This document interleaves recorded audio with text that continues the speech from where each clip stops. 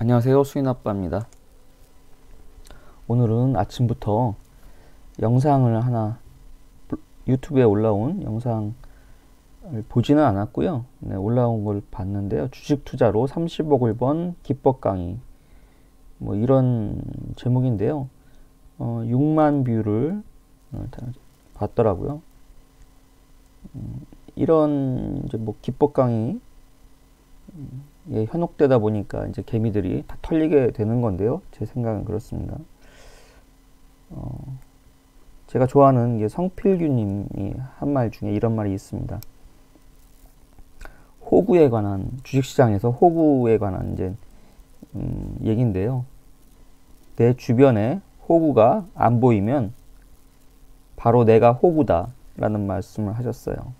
저는 이 말이 맞다고 생각해요. 그래서 대부분 일반인 주식 투자자들이 털리는 거고요. 이런 기법에 현혹되다 보니까 무엇이 핵심이고 무엇이 중요한지를 모르고 이런데 이제 끌려다니는 거죠, 사실은. 기법이 중요한 게 아닙니다. 더 중요한 것은 뭐냐면은 현재의 상황, 현재의 주식시장이 어떤 상황인지, 보통 시황이라고 하죠. 이 시황을 판단할 수 있어야 돼요. 그 시황을 판단한 다음에 기법이 들어가는 겁니다.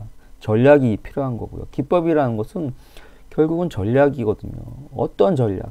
내가 들어갈 때는 어떤 신호를 갖고선 들어갈 것인지, 어떠한 기준에 의해서 들어갈 것인지, 나올 때는 어떻게 나올 것인지에 관한 명확하고도 정확한 전략이 없으면은 들어가면 안 되는 겁니다. 지켜봐야 되는 거고요. 그리고 시황이 불투명해서 잘 모르겠으면은 안 하면 되는 겁니다. 그러면은 내 원금은 보존하거든요. 그렇지 않고서 마구 뛰어들기 때문에 자꾸 실패를 하게 되는 겁니다. 시황이라는 건 별거 없어요. 크게 보면은 박스권인지 아니면은 추세를 형성했는지, 추세 시장인지, 추세를 형성했다면은 상승 추세인지 하락 추세인지 그게 전부거든요, 사실은. 그러면 그 추세 시장이면은 추세를 계속 유지를 하면 되고요. 진입을 했으면 계속 추세가 끝날 때까지 보유하면 되고요.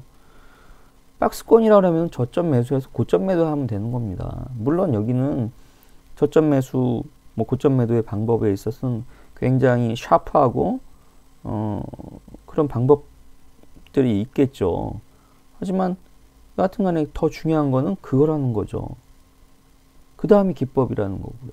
기법이 굉장히 중요하다고 생각하시는 분들이 대부분일 텐데, 저는 주식을 해야 되는지 말아야 되는지 그 타이밍, 그 시황을 보는 게 가장 중요하고요.